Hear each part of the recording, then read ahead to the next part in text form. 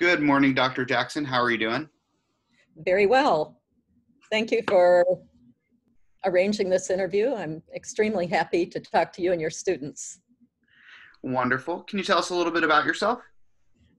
Sure. Well, I'm a professor of communication. I've been at University of Illinois since in the Department of Communication since 2011, and was a professor at a number of other universities before that. What sorts of things do you want to know? Do you want to know that I like cats and that I keep cats? I would like to know a lot about cats, please. I need all of their names. All of their names. Well, we currently have two, Yuri and Crockett.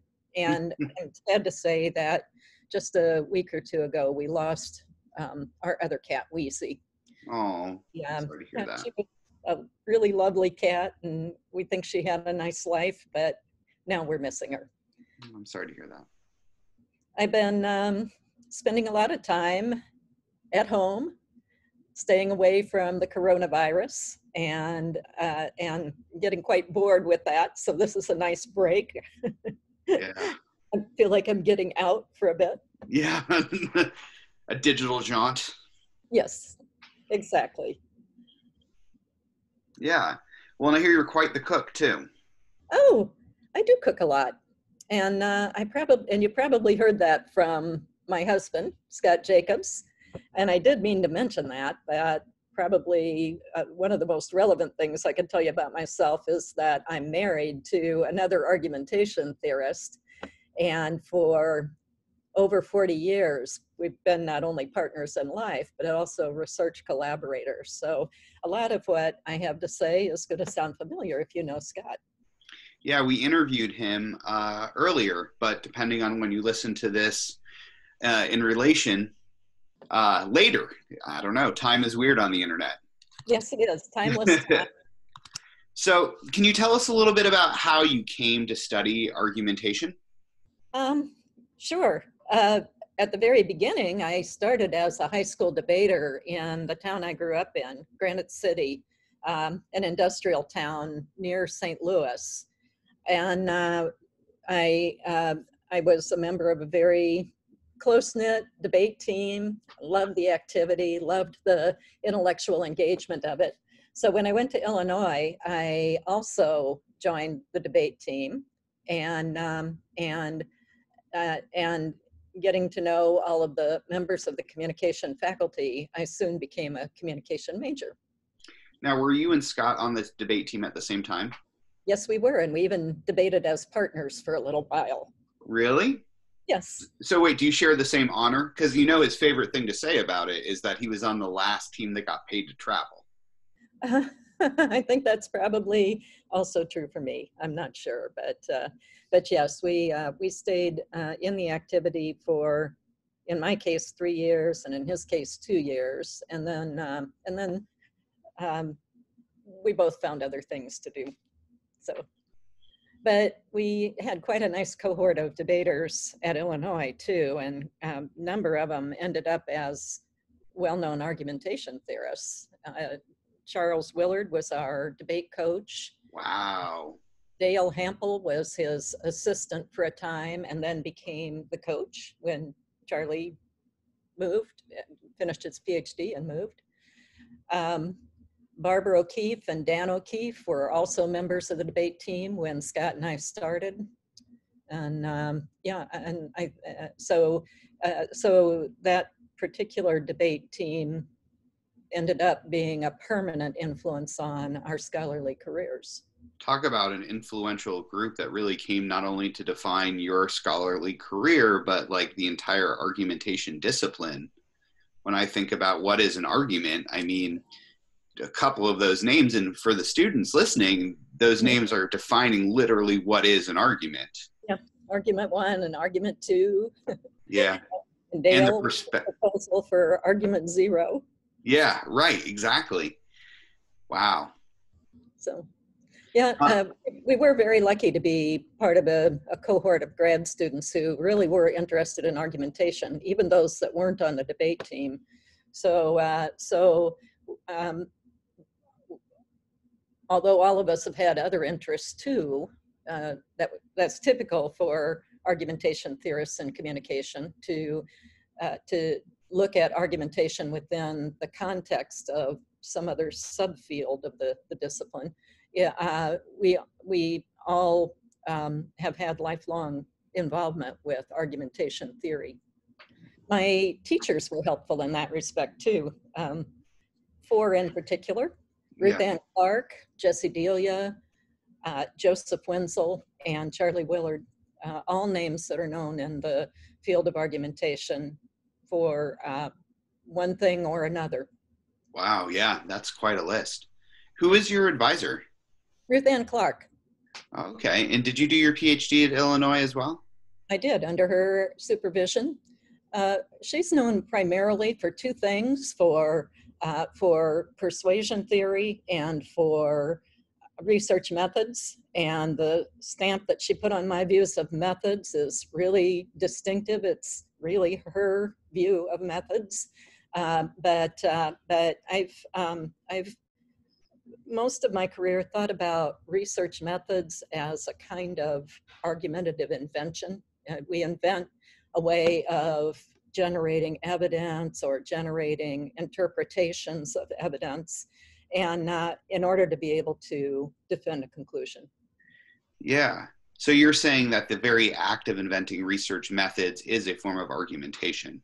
It's a form of invention in argumentation, yes. Not invention in the classical sense of coming up with what to say in a particular case, but Yeah. invention in the more 19th and 20th century sense of coming up with a way of doing something that nobody ever thought of doing before, creating a new tool.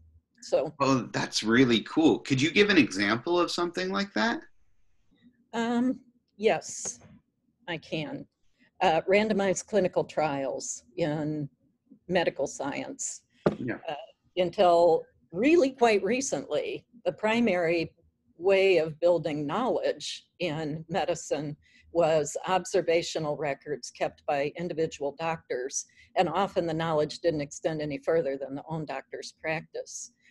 The invention of randomized clinical trials had to be argued into existence and into use, and and that happened in fields like psychology and education toward the beginning of the 20th century, or maybe the late 19th century, but it didn't happen in medical science until mid-century. So Wow. we have extremely detailed records of how it happened that we now treat randomized clinical trials as the gold standard for drawing conclusions about health and medicine.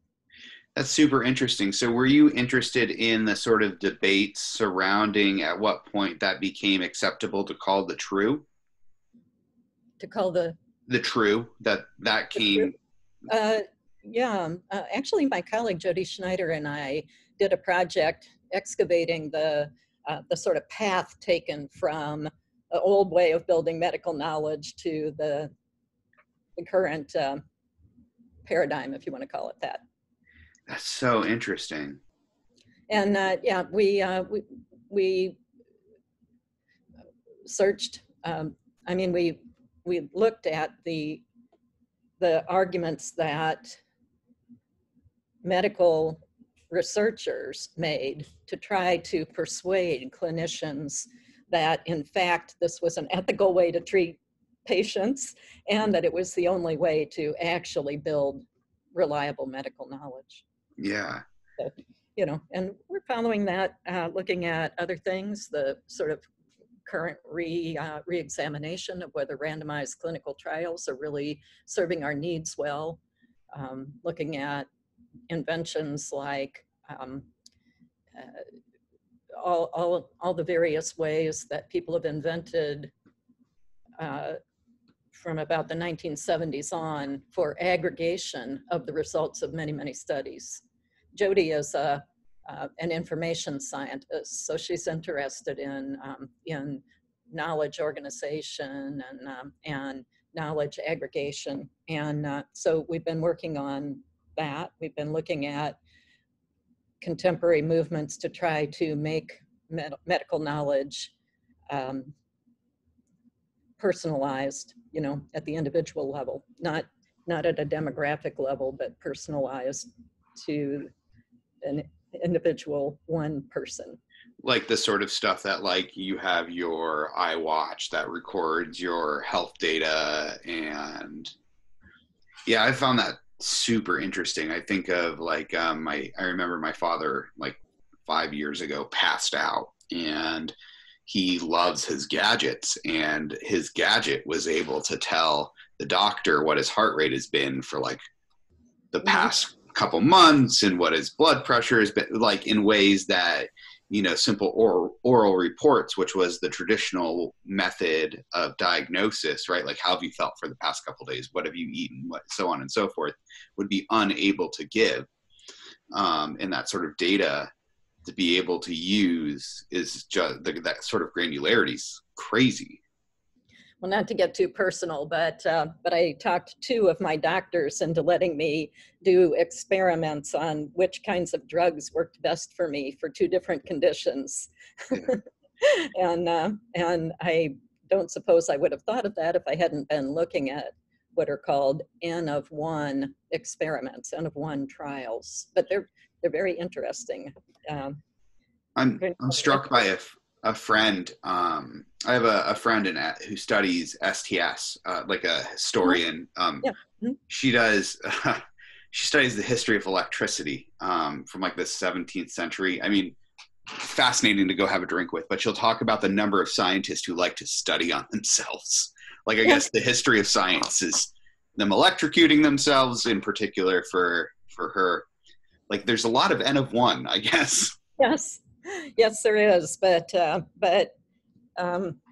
you know, eventually, anybody who in medical science who wants to be credible has to build a protocol in advance of starting to collect data and do it with various kinds of safeguards on objectivity, so that you're not allowed to talk yourself into believing that you're better when you're not. Yeah, yeah, this is great. Give me that grant money. Right. Yeah, but yeah, just, this is an off-topic little anecdote, but a group of self-quantifiers, you know, self-quantification. Tell the audience who might not know what that is. Sure. The quantified self movement is a group of sort of edgy, techie people who do things like take really careful, detailed observations on themselves and do analysis of it over time. So it's a whole movement, quantified self. Look it up on the web. It's really entertaining. A bunch of them decided that what they were going to do was do experiments on managing cholesterol. So each of them designed their own protocol. Each of them collected their own data on themselves. Each of them either experimented on using something, some kind of a drug, or not using it, or they looked at things like, will a high fiber diet lower my cholesterol in 2 weeks? That was a research question in the study. Yeah. And when they were all done, someone attempted to aggregate all of the studies and get it published. And you can imagine what happened. Oh, wow. How did that go? Very interesting data, you know, all kinds of things that a person like me would read and say, oh, yes, that's a good idea. I'll try that. But no journal would accept it. And in part, that's because there are policies saying you cannot do it unless you've gone through a certain kind of protocol that assures not only the scientific validity of the study, but also ethical treatment of the patients. Right. In this case, the experimenters were the patients. Right. So of course they didn't get informed consent. And that ruled out meeting the requirements of any respectable journal. That's fascinating. Yeah. Anyway, so it's really like distributed and rhizomatic. Yeah. Anyway, should we go on? Yeah, well, I just want to sort of like, what do you think argumentation then offers society, the study of argumentation? The study of argumentation. Well, most broadly, pretty much the same thing any communication theory does. The best thing that we offer is a language to support reflective, self-critical practice. People who study argumentation are interested in what it means to be reasonable and what it takes to be reasonable. So one of the things that the study of argumentation does, it helps us to be a more reasonable society. Not only because we train individuals to be able to think in a more detached way and in a more logical way, if you will, but also because things happen, like these inventions of new ways of coming to agreements that visibly improve our ability to act in the world. So, you know, argumentation theory isn't responsible for most of the inventions, but the fact that we argue is responsible for it, and we need to study something that has that kind of consequence. That makes sense. So you locate the value in its capacity to help us study and analyze it. And in principle, also to participate in invention, though that is a lesser activity in the field as of now. Excellent. But many fields that were never inventive fields in the past are becoming inventive as we get used to, you know, as the idea of design starts to become a commonplace notion in society. We start to think about, well, how could we design this situation to produce a better, more rational, more agreeable result? Yeah. So what would you call then your approach to argumentation? I've never given a name to it, but long ago people began calling Scott's and my work the conversation analytic approach to argument, because of the accident, really, that the first work we did looked at arguments in conversation. I don't study conversation anymore. I believe that I got from that what I could pretty quickly, you know, and formed a sort of core set of principles for how argument is self-managed in conversation. And then I began looking for what that looks like in other kinds of human activity. So if I were going to give my approach a name, I'd call it something really different from conversation analytic. I'd call it something like the disagreement management approach to argument. Since one thing I think Scott and I and other colleagues have established is that what argumentation does for us is it helps to manage our disagreements. Whether or not the disagreements are resolvable, we usually have to have some way to reckon with disagreements. And that's what distinguishes our approach from other approaches that assume either that argumentation is about justification of belief, so a logician's view of argument, or believe that argumentation is about reaching agreements. It does in many cases. Often that's what people want to have happen with argument. Often that's why they argue, to try to get to agreement, but not always. And even when no agreement is possible and people know it, argumentation helps us to manage the interactional trouble that creates for us. Yeah, no, that makes a lot of sense. Can we go back to something you said before about the conversational analysis? You said you discovered some principles. Do you mind sharing what those are? Yeah, well, the most important of all of them is that argumentation is a normative activity. People are expected to behave in a reasonable way, but the activity is by its nature self-administered.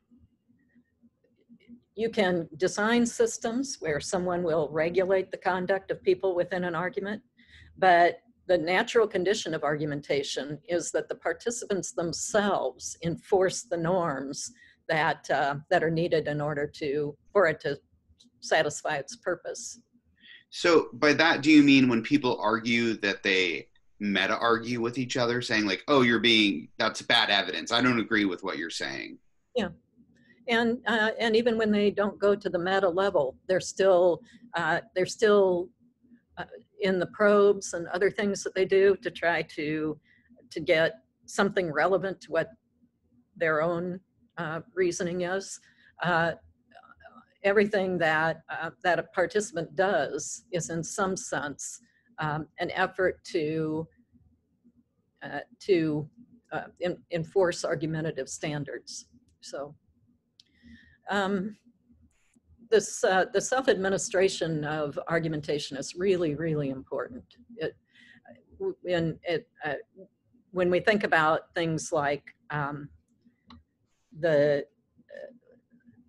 law, and think about how the law operates as an argumentative field, it's the participants themselves, including judge and jury, who are ultimately responsible for making sure that the rules are enacted, the rules of the game. And so in our adversary system, if one side doesn't question or doesn't challenge things, then it's as though nothing is wrong with that other thing. Really, only the participants can enforce the standards of the activity, and so that's really important. The other really important principle that we found is that argument is a very ubiquitous possibility. It's not a separate kind of activity, but something that ubiquitously floats over all other activity, and it comes into play when people discover that they have some kind of a misalignment between what they want to do and what others want to do, and or between what they believe and what others believe. So it's a very emergent phenomenon that is not a set apart kind of activity. We have the impression that it is when we set up things like debates, but in the when we think about argument as a set of resources that humans have for getting business done, that set of resources is there all the time. It's with you all the time. You can invoke it any time, and that sets us apart from argumentation theorists like our late friend Doug Walton, who thought that argumentation figured differently in different discourse types, and that shifts among discourse types often were the source of fallacy in argument. So, yeah, and that's not our view. Our view is that that argument is a set of resources for performing repair on the fly that come into play in all human activity. Now, I got to explain about this with debate, but that'll take us a very long time and probably is more than you want. So if we can pause for a minute, one of the things I'm hearing you say is that argumentation is almost natural and human. Oh, yes. In one of your later works, I want to sort of extend this a bit. In your design essay, you build on this to say that there is a distinction. If it's natural, we can sort of build guardrails to harness this, right? Things like... That's a nice way to put it. I would not have thought of saying that, but yes, that's a nice way to put it. We can create... Can you elaborate on that idea a little bit? Sure. Well, let's go back to the doctor performing an experiment on herself. Yeah.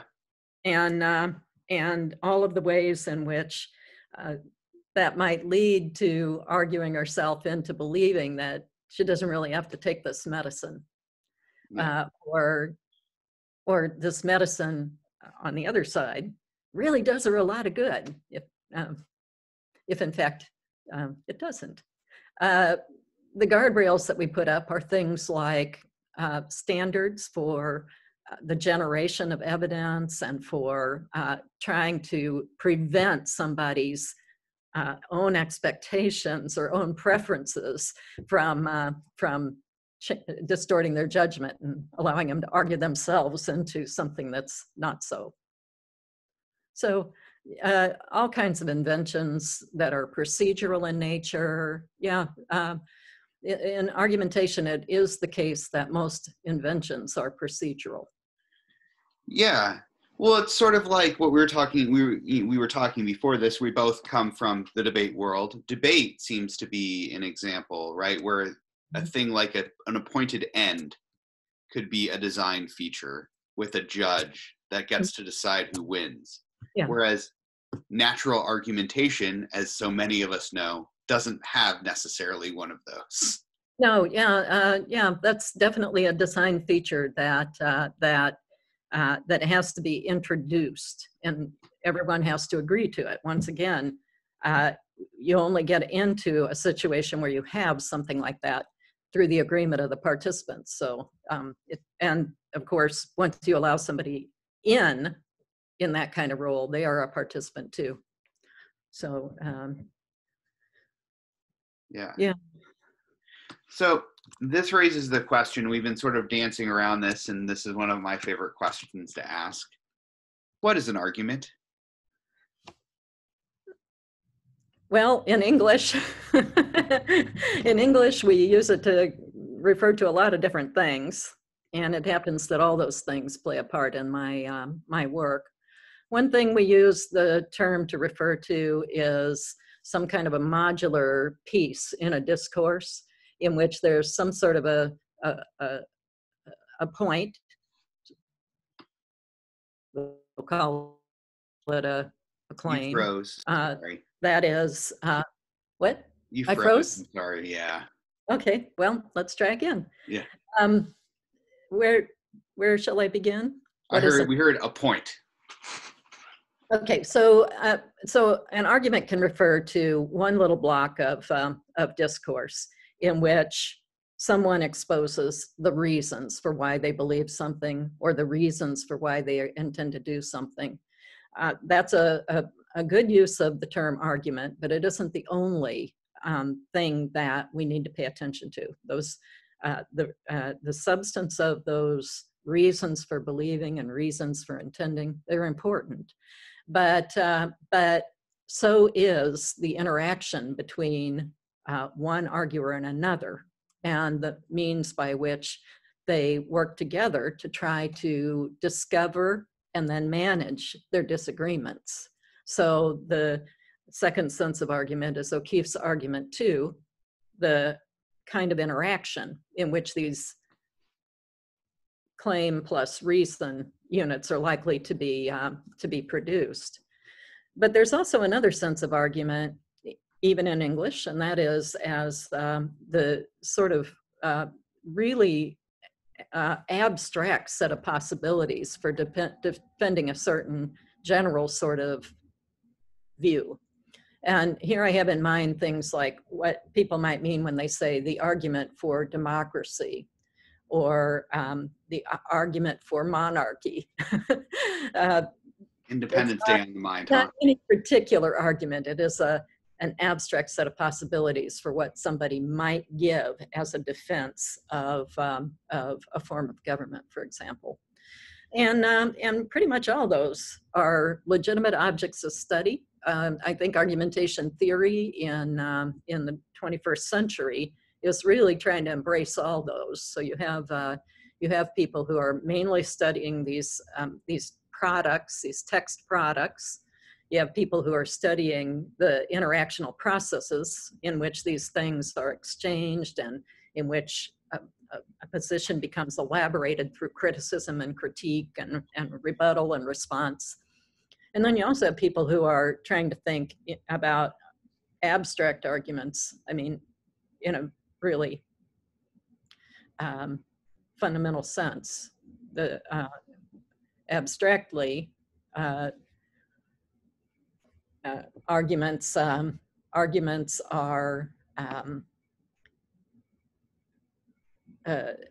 the sort of set of possibilities that could be discovered for defending a point of view, not just any particular text. So, you know, and all those are important.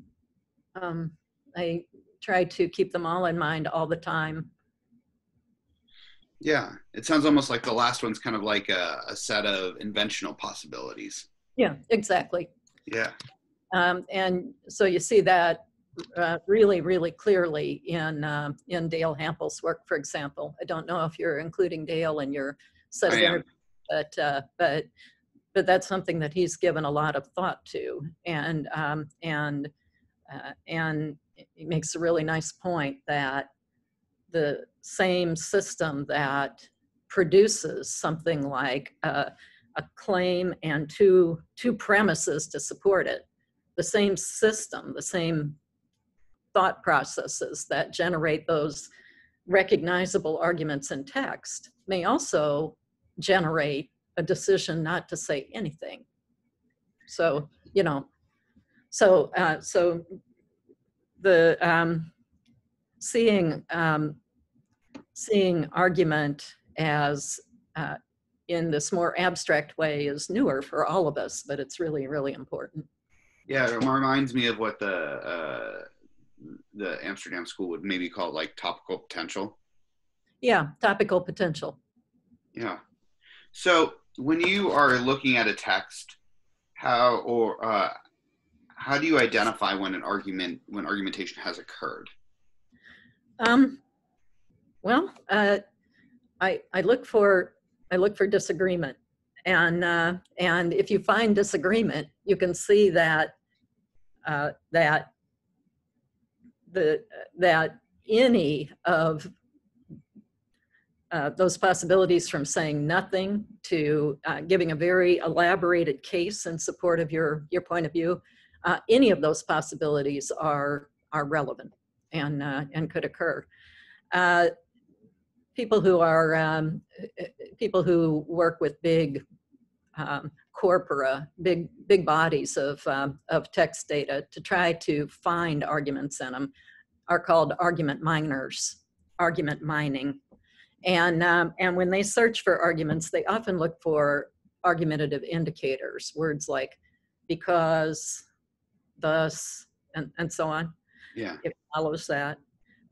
The best way to find arguments in text is to look for disagreement.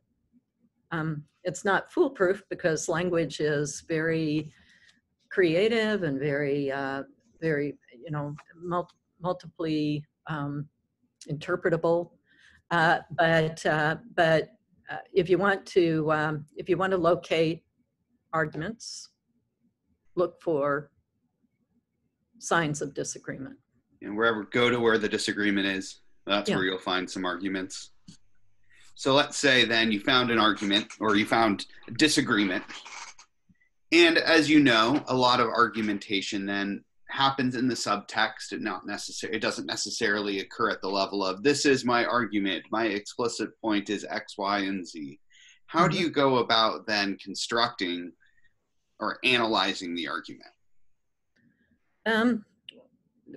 That's a question that we should ask arguers themselves. How do they figure out what the other side is actually thinking, and how do they infer from what is said what the other person intends? Sometimes we can see that work being done really close to the surface. For example, some colleagues and I looked at a really famous press conference that Donald Trump had with the Washington Press Corps after the racial violence in Charlottesville a couple of years ago. And what people wanted to know is what Trump is now making quite explicit: his views on race relations in America, and his views of white supremacists in particular. The violence came about through a clash between white supremacists who were holding a rally and counter-protesters who were protesting for equality and social justice. And the reporters tried every imaginable way to get Trump to be explicit about his views of white supremacy. And in cases like that, you can see right up on the surface the work that has to go into trying to pin somebody down to a point of view. When we work on these things as analysts, it's not really the analyst's task to try to get into the subtext. The analyst's task is to notice, in the way a debate judge does, to notice what the participants themselves are doing to try to bring things into a common space. Interesting. So would you say then you just look at what is said itself? We are much more inclined to try to even do things like diagramming and mapping arguments in the language of the participants themselves, rather than things like trying to render them into some more abstract or standardized form. What is the difference between diagramming and making them in abstract form? Well, a diagram can be abstract. You could, Yeah. you could just say, okay, so if you could try to create something like a simple assertive form, and try to translate everything that you think might be part of something someone said as a series of those, and just try to standardize them as much as you can. But when you do that, we always know that there are multiple possible ways of a thing being taken, an utterance being taken. Unless you enumerate all those and show them all as points that were not taken in the argument, you haven't really accomplished much. If you pick out what you think is the thing and treat that as being what was meant, then you've missed a whole bunch of other ways that the thing could have been taken up and wasn't. Yeah, so to catch up the audience, what you're saying is one particular way that some analysts do is, or reconstruct arguments, is they try to fit speech or words into speech act theory, which then says that any sort of act or speech act is trying to accomplish something, and you're trying to guess what the speech act is trying to accomplish. Is it trying to assert something, which is an assertive, like you said? Is it trying to, I don't know, promise something? And each one of these acts entails certain obligations and commitments. But whenever you're trying to guess something, you could be missing something, and that entails entirely changing the nature of the situation. Is that what you're saying? I'm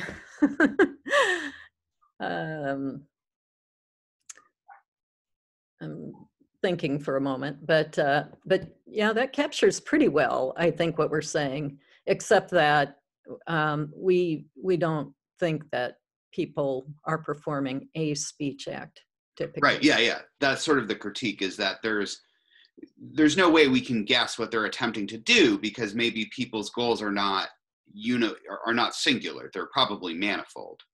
But the notion of a reconstruction into a singular speech act is deceivingly simple.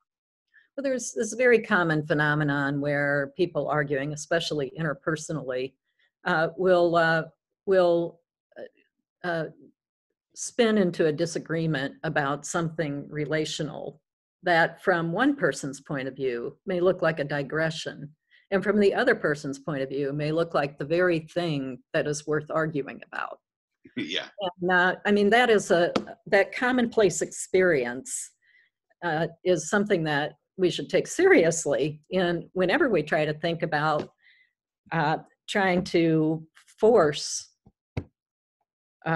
any external definition of the situation, when even the participants, the direct participants, don't share a definition of the situation. So, you know. Right, exactly. No, I think that makes a lot of sense. We've all been there before. You're talking about, should we go out tonight? Next thing you know, you're arguing about the dishes and you're very confused what this has to do with anything. And the reality is it's a larger conversation.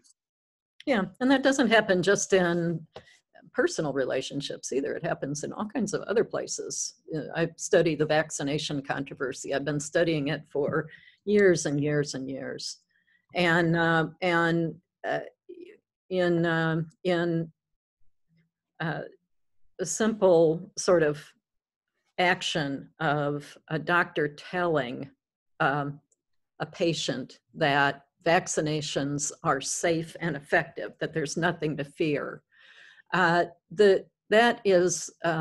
can give rise to disagreements that the doctor probably never dreamed of worrying about, never dreamed that this was a dangerous disagreement space to open. But for the patient, this opens up a space around trust and around trustworthiness, around whether the doctor is actually being honest with them, can lead to all kinds of questioning of the doctor's motives and the doctor's competence, and that must come as quite a shock when the doctor is simply saying what everyone knows, what all doctors know. That totally makes sense. But yeah, anyway, I'm digressing a little bit. So where are we going next? How do you determine the quality of an argument? Oh, well, I'm going to have to sidestep that one, obviously. Ralph Johnson calls that kind of question, the answer to that kind of question, a theory of appraisal. So some argumentation theories have a theory of appraisal. We don't have a theory of appraisal. We aren't really in the business of trying to take those little modular pieces of the argument, a claim and the reasons for believing it, or a decision about action and the reasons for intending to do it. We don't try to evaluate those. They have to make their way in some sort of site of practical action, not in my notebook, my lab notebook or something like that. So we're not really in the business of looking at argument quality. The only time I ever think about quality of arguments is when I'm grading students' papers or when I'm reading colleagues' work. Yeah. Then I'm in the position of a participant, and I am reacting to the quality of my co-participant. But what our interest centers on, Scott's and mine, is on whether and how progress is or isn't being made toward managing disagreement.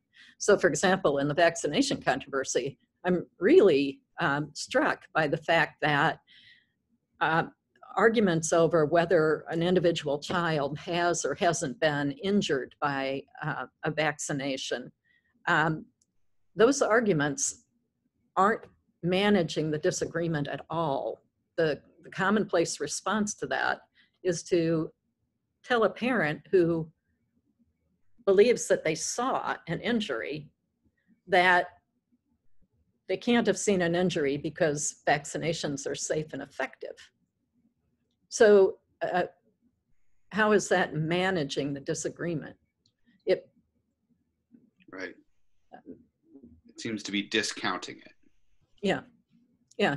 No parent is going to believe that, but neither is the scientific community going to believe that vaccinations are unsafe and ineffective because of so-called anecdotal reports. Somehow the two sides are not choosing moves that are sufficiently responsive to the disagreement to make any progress. And so as a result, they're sort of locked in this intractable tension. Yeah, and it gets worse and worse. It's really interesting. Yeah, well, again, I won't digress. Well, that leads me into the last question, and maybe this can be a space you can expand on, because the last question really is, or the second to last, can you give me a contemporary example that illustrates your perspective on argumentation? And I think this, the vaccine controversy is an excellent space to do that. It really is. When I look at the controversy, people send me things constantly because they know I'm interested in the vaccination controversy.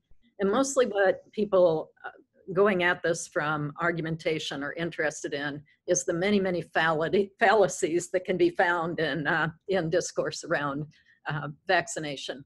I'm not interested at all in looking at fallacies in vaccination discourse. I'm interested in why the various participants are so satisfied with the arguments that they're making when they know that their arguments are making no progress toward managing disagreement. That's, you know, that's what I'm interested in. But, you know, COVID-19 has been shaping up as a really interesting case where managing disagreement about a wide range of things is really tantamount to managing the pandemic. And so I'm following it. I am not ready to say anything about it in any kind of theoretical way yet, but as I try to withhold judgment, I'm looking for what people in my line of work call second order objectivity. I try not, in my personal life, I wear a mask everywhere. I stay home all the time. I totally believe that the coronavirus is real and that it's a big threat and that we all have a duty to try to do something about it.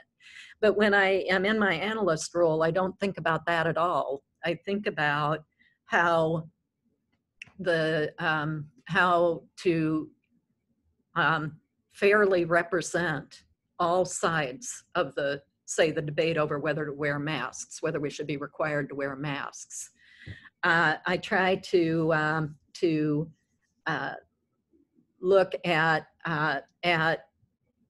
each position and see how it makes sense for the people who hold it and what it would take for the opposing positions to reach some kind of a profitable moment of clash.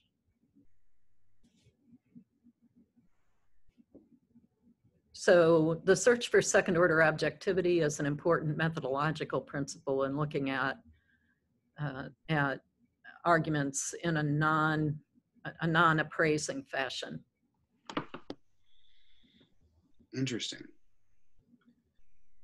Could you tell us a little bit about like how this applies then? So if we were to look at the vaccine controversy, I was just thinking a little bit about Scott's work with the preacher, which if you've listened to the interview with Scott, he talks about it a little bit. Is this sort of similar with vaccines? Are you interested in the ways that some of the debates about vaccines might serve other roles for people besides just attempting to resolve a disagreement, but in terms of the way it might help them fashion identities or senses of self? Right. Mm-hmm. Yep. That's one way to manage disagreement is, by constructing identities for yourself and the other that give you a rational way to live in their presence.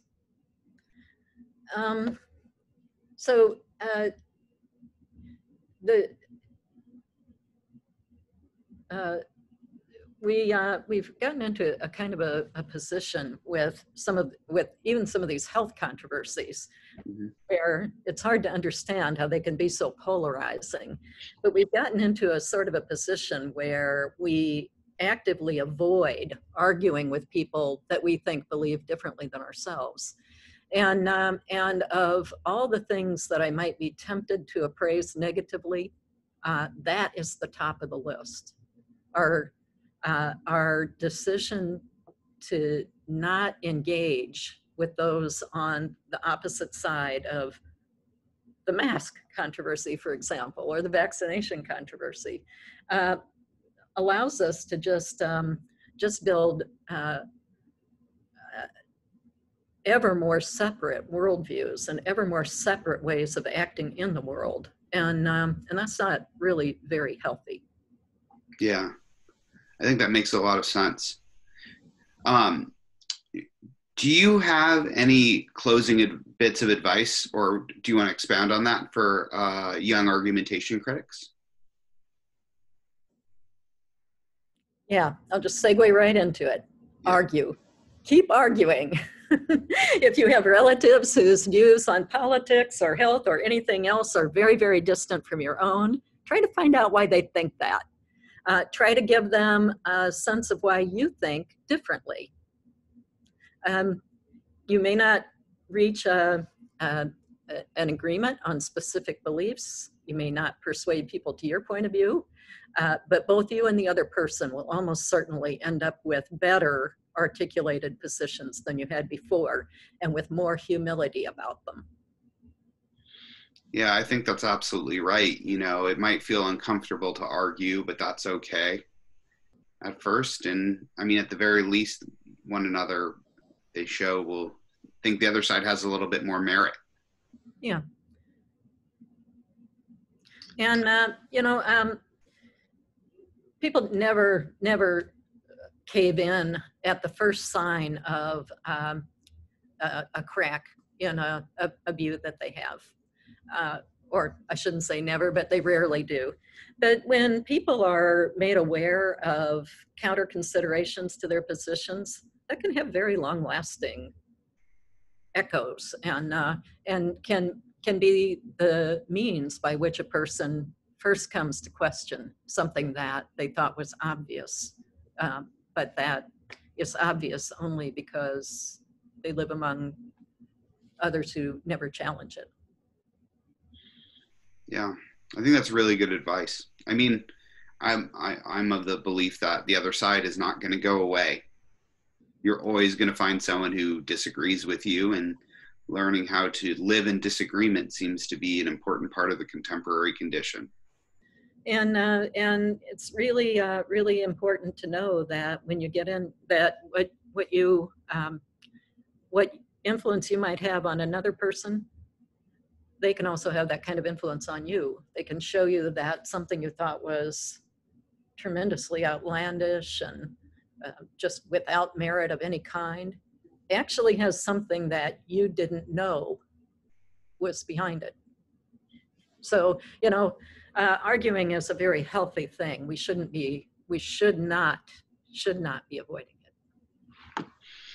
Yeah, there's a little bit of risk, but with that risk seems to be a lot of reward. Mm-hmm.